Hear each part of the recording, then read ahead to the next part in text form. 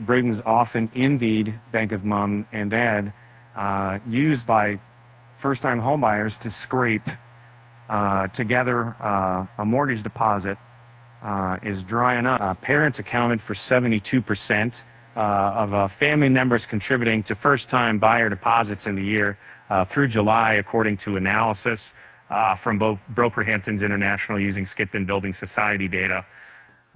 That's down from 74% last year and 80% in 2018 as new home buyers increasingly call on siblings to help them pull together a deposit.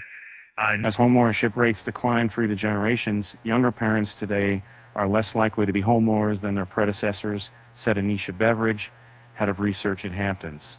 This reduces their ability to withdraw equity from their home to pass on to children, she added. UK households are facing a stream of cost pressures, triggered by pricey borrowing and inflation that's slowly dropping back from generational highs. That's led to a slump in first-time buyer sales, as wannabe homeowners remain stuck in ever pricier rental contracts while mortgage costs surge. Some 32% of mortgaged first-time buyers received family support toward their deposit in the first 7 months of 2023, which is slightly higher than last year, but down from 40% in 2017.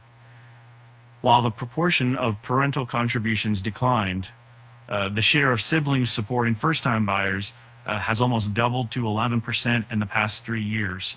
The data show it, whatever feat it does, it has a part of it.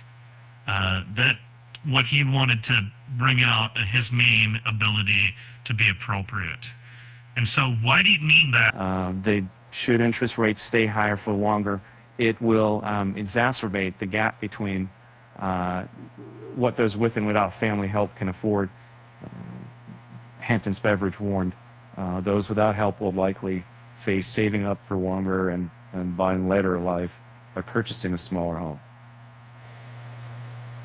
UK parents gift about $14 billion a year to their children, according to the Institute for Fiscal Studies, often to help with large deposits needed to get onto the housing ladder. More than half of the value of transfers are made by the wealthiest fifth of adults, mostly homeowners living in London and the Southeast, raising inequality concerns when it comes to home ownership.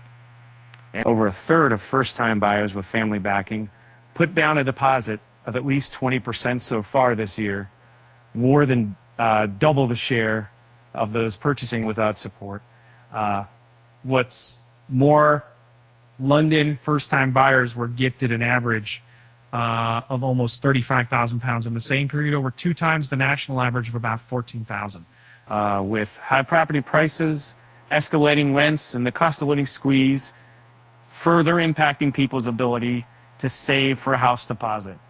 It's making it almost impossible for people to get onto the property ladder without a boost to their savings, said Charlotte Anderson, interim chief executive officer at Skipton.